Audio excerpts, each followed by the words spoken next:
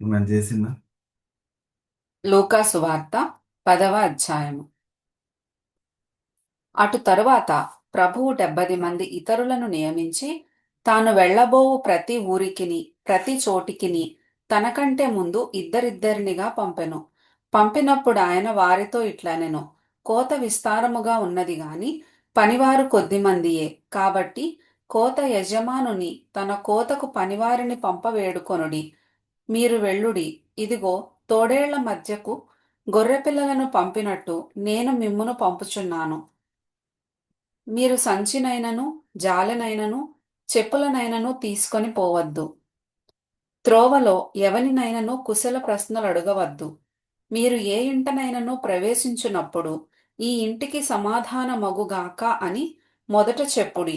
సమాధాన పాత్రుడు అక్కడ నుండిన ఎడల మీ సమాధానము అతని మీద నిలుచును, లేని ఎడల అది మీకు తిరిగి వచ్చును. వారు మీకిచ్చు పదార్థములను తినుచు త్రాగుచు ఆ ఇంటిలోనే యుండుడి. పనివాడు తన జీతమునకు పాత్రుడు. ఇంటింటికి తిరగవద్దు. మరియు మీరు ఏ పట్టణములోనైనా ప్రవేశించునప్పుడు వారు మిమ్మును చేర్చుకొంటే మీ ముందర పెట్టునవి తినుడి. అందులోనున్న రోగులను స్వస్థపరచుడి. దేవుని రాజ్యము మీ దగ్గరకు వచ్చియున్నదని వారితో చెప్పుడి. మీరు ఏ పట్టణములోనైనా ప్రవేశించునప్పుడు వారు మిమ్మును చేర్చుకొనకపోయిన ఎడల మీరు దాని వీధులలోనికి పోయి, మా పాదములకు అంటిన మీ పట్టణపు ధూళిని కూడా మీ ఎదుటనే దులిపివేయుచున్నాము, అయినను దేవుని రాజ్యము సమీపించియున్నదని తెలిసికొనుడని చెప్పుడి. ఆ పట్టణపు గతి కంటే సొదొమ పట్టణపు గతి ఆ దినమున ఓర్వతగినదై ఉండునని మీతో చెప్పుచున్నాను. అయ్యో కొరాజీనా! అయ్యో బేత్సయిదా! మీ మధ్య చేయబడిన అద్భుతములు తూరు సీదోను పట్టణములలో చేయబడిన ఎడల ఆ పట్టణముల వారు పూర్వమే గోనెపట్ట కట్టుకొని బూడిద వేసుకొని కూర్చుండి మారు మనస్సు పొందియుందురు. అయినను విమర్శ కాలమునందు మీ గతి కంటే తూరు సీదోను పట్టణముల వారి గతి ఓర్వదగినదై ఉండును. ఓ కపెర్నహూమా, ఆకాశము మట్టుకు హెచ్చింపబడెదవా? నీవు పాతాళము వరకు దిగిపోయెదవు. మీ మాట వినువాడు నా మాట వినును. మిమ్మును నిరాకరించువాడు నన్ను నిరాకరించును. నన్ను నిరాకరించువాడు నన్ను పంపిన వానిని నిరాకరించుననెను. ఆ 70 మంది శిష్యులు సంతోషముతో తిరిగి వచ్చి, ప్రభువా, దయ్యములు కూడా నీ నామము వలన మాకు లోబడుచున్నవని చెప్పగా, ఆయన, సాతాను మెరుపు వలె ఆకాశము నుండి పడుట చూచితిని. ఇదిగో, పాములను తేళ్లను తొక్కుటకును శత్రువు బలమంతటి మీదను మీకు అధికారము అనుగ్రహించి ఉన్నాను. ఏదియు మీకెంత మాత్రమును హాని చేయదు. అయినను దయ్యములు మీకు లోబడుచున్నవని సంతోషింపక, మీ పేరులు పరలోకమందు వ్రాయబడి ఉన్నవని సంతోషించుడని వారితో చెప్పెను. ఆ గడియలోనే యేసు పరిశుద్ధాత్మయందు బహుగా ఆనందించి, తండ్రి, ఆకాశమునకును భూమికిని ప్రభువా, నీవు జ్ఞానులకును వివేకులకును ఈ సంగతులను మరుగుచేసి పసిబాలురకు బయలుపరచినావని నిన్ను స్తుతించుచున్నాను. అవును తండ్రి, అలాగు నీ దృష్టికి అనుకూలమాయెను. సమస్తమును నా తండ్రి చేత నాకు అప్పగింపబడి ఉన్నది. కుమారుడెవడో తండ్రి తప్ప మరెవడునూ ఎరుగడు. తండ్రి ఎవడో కుమారుడును, కుమారుడెవనికి ఆయనను బయలుపరచనుద్దేశించునో వాడును తప్ప మరెవడునూ ఎరుగడని చెప్పెను. అప్పుడు ఆయన తన శిష్యుల వైపు తిరిగి, మీరు చూచుచున్న వాటిని చూచు కన్నులు ధన్యములైనవి. అనేక మంది ప్రవక్తలును రాజులును మీరు చూచుచున్నవి చూడగోరి చూడకయు, వినగోరి వినకయు ఉండిరని మీతో చెప్పుచున్నానని ఏకాంతమందు వారితో అనెను.